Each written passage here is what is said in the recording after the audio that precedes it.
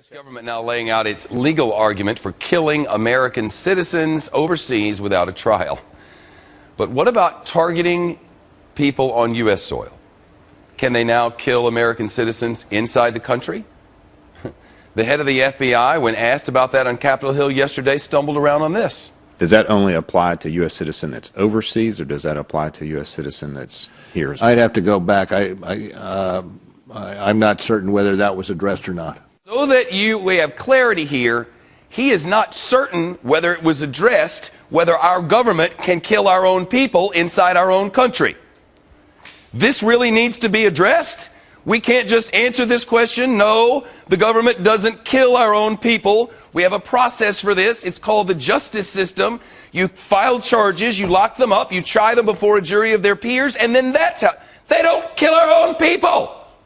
Judge, the question is, can they kill our own citizens inside our own country? Well, the answer, this is a question we have to ask. It's not a question that we should have to ask, and it's not a question that he should have evaded answering. I think he probably knows that the answer is no, but he doesn't want to frustrate his bosses, who articulated just 2 days earlier that the answer is yes. Because at a speech on Tuesday at Northwestern University Law School, the Attorney General of the United States manifested extraordinary ignorance of the Constitution of the United States and suggested the president can kill anybody he wants outside the United States if that person is dangerous, if that person has committed crimes, and if it's impractical to arrest that person. Not in the opinion of a jury, but in the opinion of the president and some secret advisors.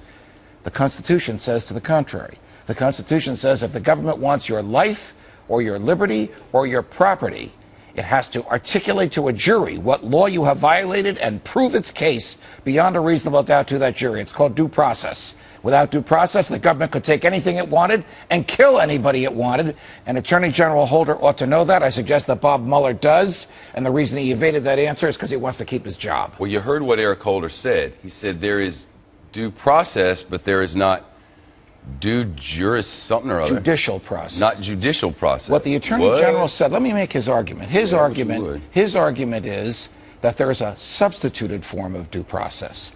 That if the president and his advisors carefully consider the danger of a human being and conclude that that human being needs to be stopped before that person causes any more danger, then the president can kill him. That's their argument. There is no case law that stands for that. There is no statute that authorizes it, and it directly defies the Fifth Amendment to the Constitution. Sounds like a crime against humanity. What's the difference between that and what Bashar al-Assad is doing to his own people? What is the difference? Nothing. What's the difference between killing somebody, an American with a drone in Yemen, and killing an American with a drone in Peoria? Nothing. Right. Same argument that Eric Holder made at the Northwestern Law School on Tuesday about al-Awlaki in Yemen could be made about somebody in Peoria tomorrow. You make an illegal lane change in Hollywood on the 101 freeway, and a drone will just shoot you out of the sky and throw you, bury you. Well, I don't know that it's going to I don't know either, but who'd have thought we'd ever get to hear? Who would have thought that we'd even be having a conversation like this? That the head of the FBI would hesitate to answer a question that is so imbued in our history and our law and our values. Due process precedes punishment, that he can't answer that in public. And we're worried about contraception. Correct. Correct. We do not have our priorities straight. The last time the federal government claimed that it could kill Americans was in the Civil War. And even Lincoln said it could only be done during combat. This federal government, this administration says it can kill Americans when they're riding with their children in a car in a desert. I don't know, Judge. Thank you. You're welcome. The following video details contents of Army Document FM 3-39.40 titled Internment and Resettlement Operations.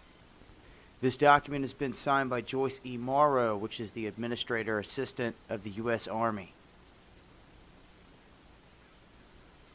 This document is 325 pages long and starts on page 38, showing that it applies to U.S. citizens within U.S. territory.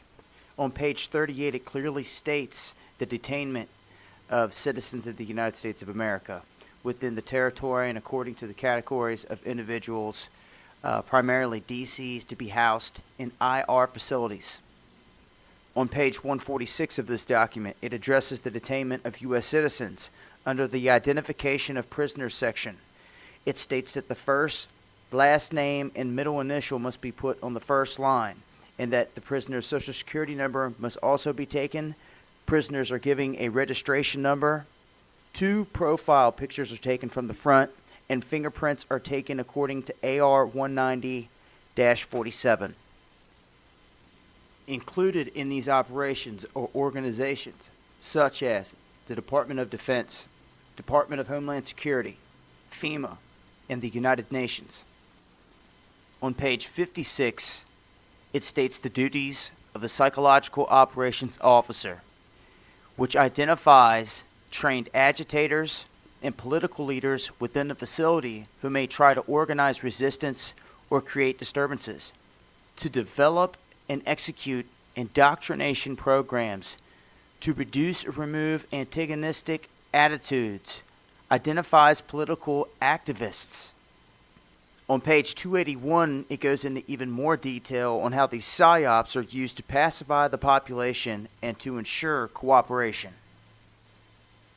Now on page 238, it gets into the conditions for the use of deadly force in the camps. And some of the justifications for the lethal force include to terminate an active escape attempt. Now that right there should show you that this isn't no peaceful, loving camp that they're sending you to rehabilitate and to get well. If you try to escape, they will use deadly force to terminate you, is how they put it. On page 244, it calls for the use of snipers during riots to, quote, scan the crowds for agitators and political riot leaders and fire lethal rounds if warranted. So they're used to scan these crowds, and if they think that you are a leader causing these riots in this crowd or agitating it, they can kill you. Now on page 260, it shows the basic layout for one of these camps. It depicts a tribunal area, holding areas, interrogation areas, and mortuaries. Each facility is designed to hold around 4,000 prisoners. Multiple layers of barbed wire wrap several of the internal compartments, and they also double wrap the outside of the whole facility, and it is protected by 24 guard watchtowers. On page 261, it depicts a civilian resettlement facility, which are designed to house 8,000 people. These facilities come with double barbed wire fencing around it with 16 guard towers of its own. Page 262, it shows us what the layout is for the facilities for non-compliant prisoners, designed to hold up to 300 prisoners with interrogation centers, and is guarded by 13 guard towers. Now, there shouldn't be any question as to validity of some of these camps because we've seen them. Every camp is different. They are all across the United States, and the more you know, the better your chances of survival are. That's why we put this information out there in hopes that you share it with your friends, your family, with military, with people that are inside the police force, within your town, within your community, just to put these facts out there. These are downloads. I'll leave you links. They come from transcripts from official Army documents that show the layout of these facilities. And if that wasn't enough, they are even on GoArmy.com. They are putting up ads for jobs for these positions, which I will show you here in a moment. And as we look at GoArmy.com, we see since 2009 they have been posting spots for these positions. And currently, right now, they're still hiring. Internment Resettlement Specialist, 31E. And it also has an overview of the job duties. And you will have supervision of confinement and detention operations, external security to facilities, counseling and guidance to individual prisoners within a rehabilitative program, records of prisoners and internees and their programs. Keep in mind this was drawn up in 2010 and it was just recently leaked, and this is pre-NDAA, so before the National Defense Authorization Act. This was drawn up, and you will have a tribunal of people which you do not even know within this camp decide your fate and your future. Shout outs to Storm Clouds Gathering for their work on this, and they're passionate about this, and so am I. And if you are, you can share this with your friends, family, military, police, everyone in your community, all over Facebook, YouTube. Get the word out there. Let the people know this is real. This is what's going on. And spread the word. Knowledge is power.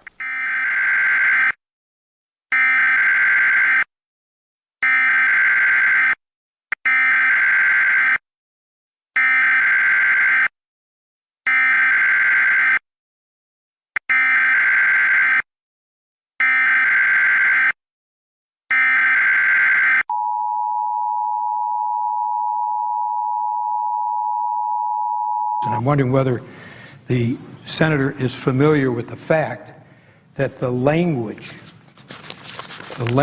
which precluded the application of Section 1031 to American citizens was in the bill that we originally approved in the Armed Services Committee, and the administration asked us to remove the language which says that U.S. citizens and lawful residents would not be subject to this section. Is the senator familiar with the fact that it was the administration that asked us to remove the very language which we had in the bill which passed the committee, and that we removed it at the request of the administration, that would have said that this determination would not apply to U.S. citizens and lawful residents? I'm just wondering, is the senator familiar with the fact that it was the administration which asked us to remove the very language, the absence of which is now objected to by the senator from Illinois? I'm familiar now because the senator from Michigan has shared that fact with me.